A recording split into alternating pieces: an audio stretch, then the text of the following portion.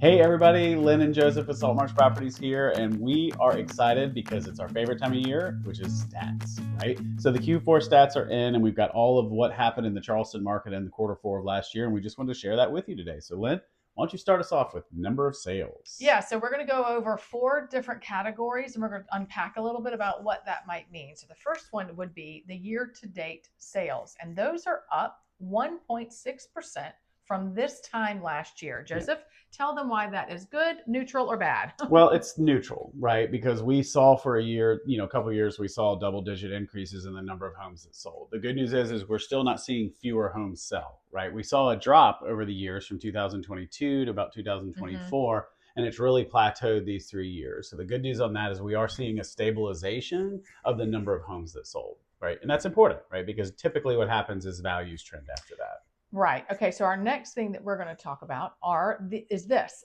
Right now, the median sales price that is up 2.2% from this time last year. It's right around 465,000. So Joseph, unpack that for us. Yeah, so same thing applies. Again, we've got to be careful that we don't compare this to the drunken stupor that was 2021 and 22, where people were just paying whatever for homes. Is 2.2 where we want to be? No, we do want to be closer to 4% and higher. That's like a stable line that you want to have there, but it's still a steady increase on there. Now, we can get in arguments all day long as whether or not that's keeping up with inflation, which it's not. However, it's still showing a steady increase where a lot of markets are definitely showing a decrease in the median sales.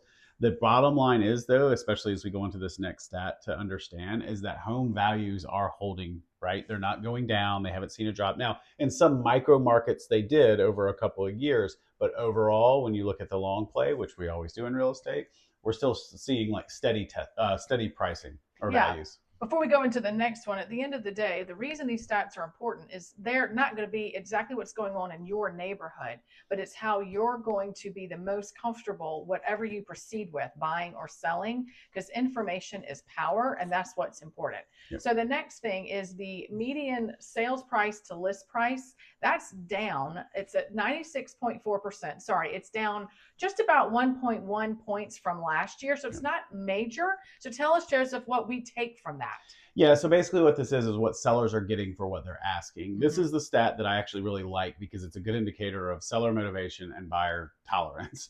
The challenge is when you look at this news, everyone's talking about it's like there's a drop on how much their people are getting for their homes. Well, you can't compare that to their list price because that wasn't reality. What we still know is what we just covered a minute ago is that home values are going up 2.2%. However, what the sellers are actually accepting or closing on from their original list price went down a little bit. All that means is that sellers, is for the most part, are still overpricing their homes. So they're having to actually come down a little bit on what they'll accept, but they're still gaining value in their homes. That's the important differentiation that we have to have here, because otherwise you just hear that we're continuing having to drop the prices to sell the homes.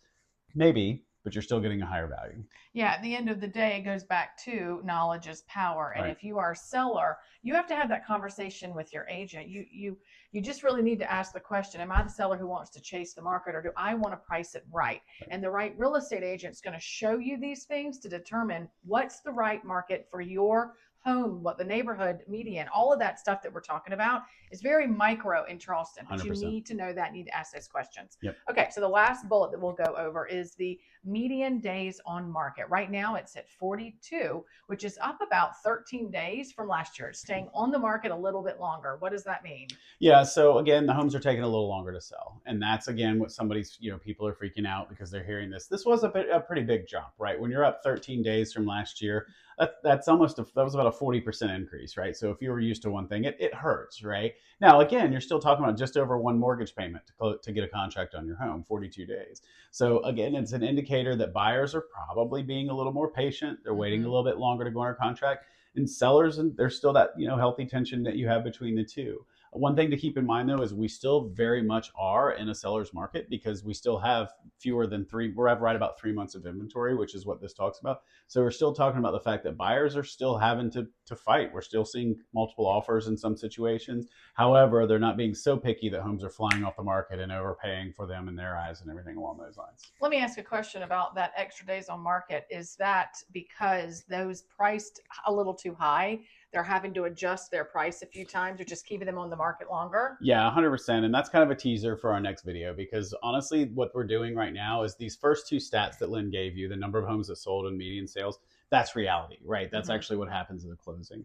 What doesn't happen is when we talk about the list price to sales price and the days on market, that's actually the tale of two markets. Those numbers don't exist. There is one set of numbers for homes that were in the market and one set of numbers that homes are outside the market. And there's only one way to tell the difference between those, and that's pricing. So stay tuned for the next video, because in that we're going to talk about how almost 50% of the sellers out there got 100% of sales price to list price and actually closed or actually got a contract in less than 2 weeks. So stay tuned for that. We'll have that video out shortly. If you have any questions, as always, don't hesitate to give us a call. Yeah, this is what we love. We love to talk to our buyers and sellers, give them good education, and make sure they're positioned as well as possible for this market. So make sure you know this information, and we will look forward to helping you. Have a good day.